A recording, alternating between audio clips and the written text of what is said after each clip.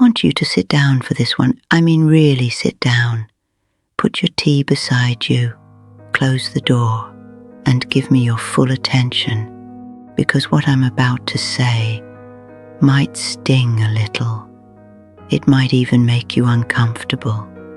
But I promise you, every single word I'm about to share comes from a place of love, from a place of experience, and from a place of watching too many good women, brilliant, strong, beautiful women, lose themselves in the pursuit of something they thought they needed. I'm 77 years old. I've been married. I've been divorced. I've been widowed. I've been lonely at 3 a.m. with nothing but the sound of the refrigerator humming in an empty kitchen. I know what it feels like when the silence gets so thick you could cut it with a knife. I know what it feels like to reach across the bed and find nothing but cold sheets. So please don't think I'm speaking from some ivory tower. I'm speaking from the trenches. I'm speaking from the scars. And I'm speaking from the peace I finally found. But only after I stopped making the mistakes. I'm about to warn you about. The title of this video is Don't Do It. And I know that sounds dramatic, but stay with me, because this isn't about telling you never to love again. This isn't about telling you to shut your heart down and become some bitter old woman sitting in a rocking chair with her curtains drawn. No, this is about telling you the truth, the brutal, uncomfortable, rarely spoken truth about what dating after 60 really looks like, what it really does to you, and what you need to understand before you open that door again. Because here's the thing nobody tells you. The dating world after 60 is not what you think it is. It's not what the movies show you. It's not what your well-meaning friends encourage you toward when they say, "Oh, you should get back out there." They mean well, they do, but they don't understand what out there actually looks like for a woman our age. And by the time you find out for yourself, you may have already given away something precious, your peace. So let me walk you through 5 brutal truths. 5 things I wish someone had told me. 5 things I've watched destroy the peace of women I love. We're going to count down from number 5 to number 1. And number 1, I'll tell you right now, is the one that will hit you the hardest. It's the one that changed everything for me. Let's begin. Brutal truth number 5. Most of the men available after 60 are not looking for a partner. They're looking for a replacement. Let me be honest with you. This is something nobody tells you. And it's something I had to learn by watching it happen, not once, not twice, but over and over again, to women I care about deeply.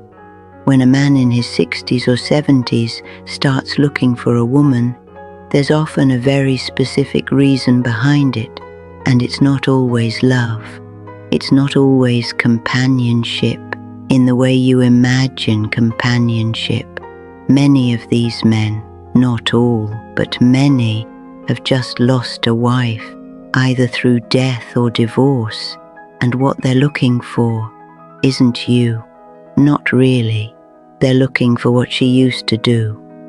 They're looking for someone to fill a role, someone to cook, someone to manage the house, someone to schedule the doctor's appointments, someone to make sure they take their medications, someone to be there, so they don't have to learn how to be alone. And I want you to hear that clearly, because there is a world of difference between a man who wants to love you and a man who wants to use you. as a replacement for the life he lost. Let me tell you about my friend Margaret. Margaret was 68 when she met a man named Gerald at a church function. Gerald was 72. He was charming, polite, well-dressed. He opened doors. He brought flowers. Margaret was absolutely smitten. She hadn't felt that kind of attention in over a decade. Within 3 months, she had practically moved into his home, and that's when things shifted. Gerald stopped taking her out to dinner. He stopped asking about her day. Instead, he started expecting. He expected meals on the table at 6. He expected his laundry folded a certain way. He expected her to cancel her book club meeting to drive him to his appointments. When Margaret tried to talk about how she was feeling, how she felt like she was disappearing, Gerald said, "And I'll never forget this, because Margaret told me through tears." He said, "I thought this is what you wanted. I thought you wanted to be needed." Needed, not loved. Needed. There's a profound difference. And if you don't understand that difference, before you step into a new relationship, you will find yourself living someone else's life all over again. You will become a function, not a person. You will become a role, not a woman. Margaret eventually left, but it took her almost 2 years, 2 years of shrinking, 2 years of silence, 2 years of putting someone else's comfort ahead of her own soul. So before you say yes to that coffee date, before you say yes to that dinner invitation, ask yourself this: is this man interested in who I am, or is he interested in what I can do for him? Because at our age, we cannot afford to waste what's left of our precious energy being somebody's unpaid caretaker, disguised as a girlfriend. Brutal truth number 4. Loneliness is not a good enough reason to let someone into your life. Stay with me on this one, because I know it's going to feel counterintuitive. I know it might even feel cruel, but I need you to hear it. Loneliness is real. I'm not going to diminish it. I'm not going to pretend it doesn't wake you up at 2 in the morning and sit on your chest like a weight you can't push off. I've been there. I know exactly what it feels like to eat dinner alone every single night for months, to have no one to share the sunset with, to hear exciting news and realize there's no one to call. Loneliness is one of the most painful human experiences, and after 60, it can become a constant companion if you let it. But here's what I learned the hard way. Loneliness is a feeling. It is not a fact about your life. It is not evidence that something is missing. Sometimes, it's simply the emotional echo of a transition. You're moving from one chapter to another, and the space between chapters feels empty. But empty is not the same as broken. Quiet is not the same as wrong. The danger, the real, genuine danger, is when you use loneliness as the reason to open your door to just anyone. When you're so desperate to fill the silence that you'll accept noise you would never have tolerated when you were younger and stronger and clearer about who you are. I knew a woman named Evelyn. Evelyn was 71. She had been widowed for 4 years. Her children lived in different states. She had a beautiful home, a garden she loved, friends she met with occasionally. But the evenings were hard, the weekends were harder. And one day, her daughter set her up on one of those dating websites, the ones designed for older adults. Evelyn matched with a man named Richard. Richard was attentive. He texted every morning. He called every evening. Evelyn felt alive again. She felt seen. She felt like the loneliness was finally lifting. But here's what Evelyn didn't notice, because the relief of not being lonely had made her blind to it. Richard was controlling. He wanted to know where she was at all times. He got irritated when she spent time with her friends. He made comments about her appearance that were wrapped in concern, but were really about control. "Are you really going to wear that?" He'd say, "I just want you to look your best." Evelyn tolerated it. She tolerated it because the alternative, going back to those silent evenings, felt worse. She had confused the absence of loneliness with the presence of love, and those are not the same thing. They are not even close to the same thing. Listen carefully. I want you to really take this in. A bad relationship is lonelier than being alone. I'll say it again. A bad relationship is lonelier than no relationship at all. Because when you're alone, at least you have yourself. When you're in a bad relationship, you've lost even that. Evelyn eventually ended things with Richard, but not before she had pulled away from 3 of her closest friends, stopped attending her painting class, and developed anxiety she'd never had before in her life. It took her over a year to rebuild what she had dismantled in 6 months, all because she was afraid of being lonely. So I'm asking you, gently but firmly, before you go looking for someone to fill the silence, have you learned how to sit in the silence yourself? Have you made peace with the quiet? Because until you do, you will always be vulnerable to anyone who shows up with noise. Brutal truth number 3. You will be tempted to lower your standards, and that is the most dangerous thing you can do. This is something nobody talks about openly, but every woman over 60 knows it in her bones, even if she won't admit it.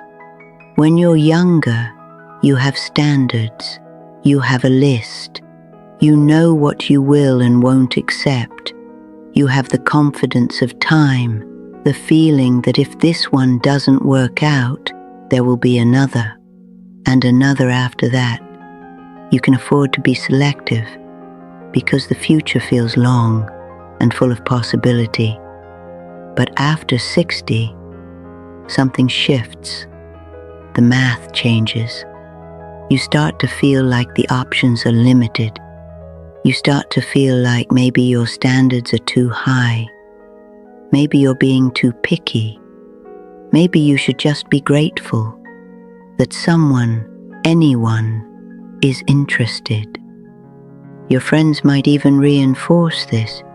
Oh, he's not perfect, but at least he's there, as if presence alone is a gift, as if simply showing up is enough to earn a place in your life. Let me tell you something, and I want you to write this down if you need to. Lowering your standards is not compromise, it is self-abandonment. There is a difference between being flexible and being desperate. There is a difference between accepting someone's imperfections and accepting someone's disrespect. I learned this the hard way myself. I'm not going to give you someone else's story this time. I'm going to give you mine. After my husband passed, I spent 3 years alone, 3 years of grief, 3 years of healing, 3 years of slowly remembering who I was outside of being someone's wife. And then I met a man at a community event. He was charming enough. He made me laugh. He wasn't particularly thoughtful, and he had a habit of talking over me, but I told myself, nobody's perfect. You're being too critical. Just enjoy the company. So I kept seeing him, and every time something bothered me, Every time he dismissed my opinion, or forgot something important to me, or made a joke at my expense in front of others, I pushed it down. I told myself I was being unreasonable. I told myself that at my age, I couldn't afford to be so demanding. And you know what happened? I started to shrink. I started to become quieter. I started to doubt my own feelings. I started to wonder if maybe I really was too sensitive, too difficult, too much. I was becoming a shadow of myself, and I was doing it voluntarily because I had convinced myself that having someone was better than having my own self-respect. The day I woke up was the day I caught myself rehearsing what I was going to say at dinner, not because I was excited to share, but because I was trying to figure out what wouldn't annoy him. I was editing myself. I was curating my personality to make it easier for a man who hadn't earned the right to change a single thing about me. I ended it that week, and I remember the silence that followed. I remember it vividly, and for the first time, the silence didn't feel empty. It felt like freedom. It felt like I had gotten myself back. So please, hear me. Do not lower your standards. Do not shrink to fit into someone else's comfort zone. You have spent 60, 70, 80 years becoming the woman you are. You have survived things that would break most people. You have earned the right to be particular. You have earned the right to say, no, this isn't good enough for me. And you have earned the right to walk away from anything that asks you to be less than what you are. Your standards are not the problem. The wrong person is the problem. Never confuse the two. Brutal truth number 2. The fantasy of late life romance is often more beautiful than the reality. Stay with me here, because this one is subtle. This one creeps in without you noticing it, and it can be the most heartbreaking of all. There is a fantasy that our culture sells to older women. You've seen it in movies, in books, in those heartwarming stories that circulate on the internet. The story goes something like this. After years of loss and loneliness, a woman meets a wonderful man. They take walks on the beach. They hold hands at sunset. They laugh together in cozy restaurants. They prove that love has no age limit. It's beautiful, it's romantic, and it's often a lie. Not always. I want to be fair. Sometimes genuine love does happen later in life, but far more often, what actually happens is this. You meet someone, and the first few weeks are wonderful. There's excitement, there's novelty, there's the intoxicating feeling of being desired again. But then reality sets in, and reality at our age comes with baggage that no romantic comedy ever shows you. There are health issues, his, yours, or both. There are adult children who may not approve, who may feel threatened, who may worry about inheritance. There are deeply ingrained habits that neither of you can change after 7 decades of living a certain way.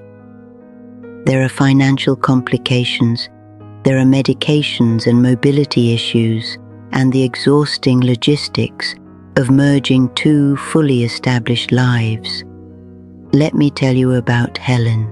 Helen was 73, and she met a man named Arthur through a mutual friend. Arthur was everything Helen had dreamed of. He was well-read, gentle, financially stable, and he treated her with genuine affection. For the first 6 months, Helen was floating. She called me every week to tell me how happy she was. She said things like, "I never thought I'd feel this way again," and I was happy for her. Truly, I was. But then the complications began. Arthur's daughter didn't like Helen. She saw Helen as a threat, someone who might take her father's attention, his resources, his loyalty. She made Helen feel unwelcome at family gatherings. She made snide comments about Helen's background, her education, her age. Arthur, caught between his daughter and Helen, tried to keep the peace by minimizing Helen's concerns. "She'll come around," he'd say. "Just give it time." But she didn't come around, and Arthur didn't stand up for Helen. Not really. Not in the ways that mattered. Meanwhile, Helen had given up her apartment. She had moved into Arthur's home. She had rearranged her entire life around this relationship, around this fantasy of late life love. And now she was living in a house where she didn't feel fully welcome, with a man who loved her but wasn't willing to fight for her, surrounded by a family that treated her like an intruder. Helen told me one evening over the phone, and her voice was so quiet, I had to press the receiver to my ear. She said, "I was happier alone. I didn't know it then, but I was happier when it was just me and my little apartment and my books and my morning walks. I traded peace for a fantasy, and now I don't have either." That sentence haunts me to this day. The fantasy of love is always more beautiful than the mess of reality. And at our age, the mess is bigger, more complicated, and harder to clean up. I'm not saying don't love. I'm saying understand what you're walking into. With clear eyes, not with the rose-colored glasses of a woman who wants so badly to believe in the fairy tale that she ignores every red flag waving in the wind. Ask yourself honestly, am I in love with this person? Or am I in love with the idea of not being alone? Am I choosing this relationship because it genuinely enriches my life? Or because I'm chasing a feeling I think I'm supposed to want? These are hard questions. But hard questions are the ones that save you. Brutal truth number 1. The most important relationship you will ever have after 60 is the one you have with yourself. This is it. This is the one I've been building toward. This is the truth that changed my life. And I believe with everything in me that it can change yours too. Listen carefully. After 60, you are standing at a very particular point in life. Behind you is a long road, a road filled with things you did for other people. You raised children, you supported husbands, you cared for aging parents. You showed up for your friends, your communities, your churches, your workplaces. You gave and you gave and you gave, and somewhere in all that giving, you may have lost track of something essential. You, not you the mother, not you the wife, not you the caregiver, the volunteer, the peacekeeper, the emotional anchor for everyone around you, just you, the woman, the human being, the person with desires and preferences and quirks and dreams that have nothing to do with anyone else. And now, for perhaps the first time in your life, you have the opportunity, the sacred, precious, once-in-a-lifetime opportunity to get to know that woman, to sit with her, to listen to her, to ask her what she wants, not what she should want, not what society tells her she should want, but what she actually genuinely, deeply wants. And here's the brutal truth. Most women skip this step entirely. They go straight from losing a partner to looking for a new one. They leap from one relationship into the search for another because they've never been taught, none of us were taught, that being alone is not a problem to be solved. It's a space to be honored.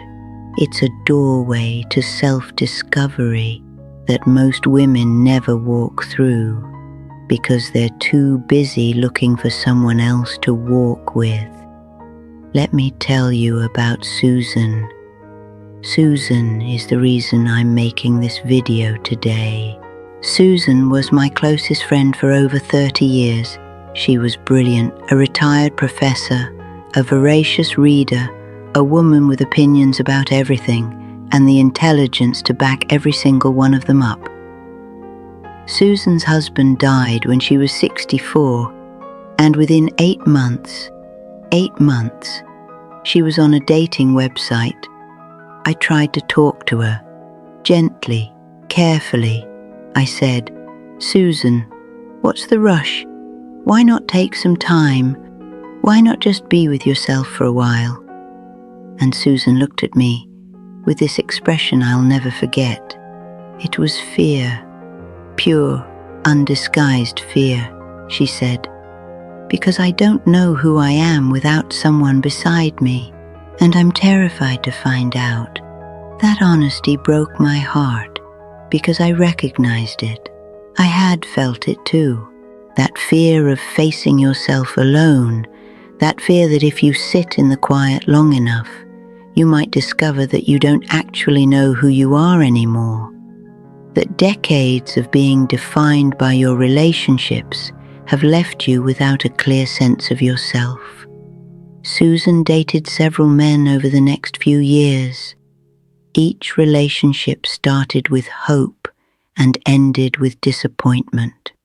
Not because the men were terrible, some of them were perfectly decent, but because Susan was looking for something in them that they could never provide. She was looking for herself. She was looking for identity, for purpose, for meaning, and she kept trying to find it in someone else's eyes, in someone else's validation, in someone else's presence. It wasn't until Susan had a health scare, a cancer diagnosis that, thank God, turned out to be treatable, that she finally stopped. She stopped dating. She stopped searching. She stopped running from the silence, and she sat with herself. For the first time in her adult life, she sat with herself. And do you know what she found? She found a woman she actually liked, a woman with a wicked sense of humor, a woman who loved watercolor painting, but had never given herself permission to pursue it, a woman who wanted to travel, not with a partner, but alone, at her own pace, following her own curiosity, a woman who had been there all along, waiting patiently to be noticed. Susan told me, and this was about 2 years before she passed.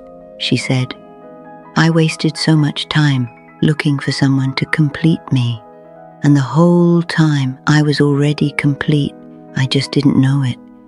I carry those words with me every single day, and that's what I want to leave you with. Not bitterness, not cynicism, not some message that love is impossible, or that men are the enemy, or that you should close your heart forever. No, what I want to leave you with is this: you are enough, right now, exactly as you are, sitting in that chair, watching this video, with your tea getting cold beside you, and your beautiful, complicated, fully lived life behind you, and whatever time remains ahead of you, you are enough. You do not need a man to validate your existence. You do not need a relationship to prove that you are lovable. You do not need someone else in your bed to make your life meaningful. You have already proven all of those things 1,000 times over, just by surviving everything you've survived. So before you swipe right, before you say yes to that setup your neighbor keeps pushing, before you join that singles group at the community center, pause, take a breath, and ask yourself the most important question you will ever ask. Am I running towards something, or am I running away from myself? Because if you're running away from yourself, no relationship will save you. No man will fill that void. No amount of companionship will give you the peace that can only come from one place, from within. Choose yourself, not out of selfishness, but out of reverence. Choose yourself because you have earned it. Choose yourself because the woman you are, right now, today, in all her imperfect, aging, glorious humanity, that woman deserves your full attention, your full love, and your full devotion. Stop giving the best of yourself to people who give you the least of themselves. Start giving the best of yourself to the one person who has been with you through every heartbreak, every loss, every triumph, every quiet morning, and every difficult night. You. That's the brutal truth about dating after 60. It's not that love is impossible, it's that peace is more valuable. And peace doesn't come from finding the right person. Peace comes from becoming the right person for yourself. If this spoke to your heart today, I want you to do something for me. I want you to share this with a woman who needs to hear it, a friend, a sister, a mother, a neighbor, someone who might be standing at the edge of a decision right now, wondering if she should open that door. Send her this video. Let her know she's not alone in what she's feeling, and let her know that choosing herself is not giving up. It's the bravest thing she'll ever do. And if you're still here, if you've stayed with me this whole time, I want you to know, I see you. I see the strength it took to listen to all of this, and I'm proud of you. Whatever you decide, I'm proud of you. But remember what I said. Remember what Susan taught me. You were complete all along. You just didn't know it yet. Now go finish that tea and sit in the silence for a moment. Not because it's empty, but because it's yours. Thank you for watching. If this resonated with you, leave a comment below and tell me, what would you say to your younger self about love? I'd love to hear from you. And subscribe if you'd like more conversations like this one. I'll be here. I'm not going anywhere.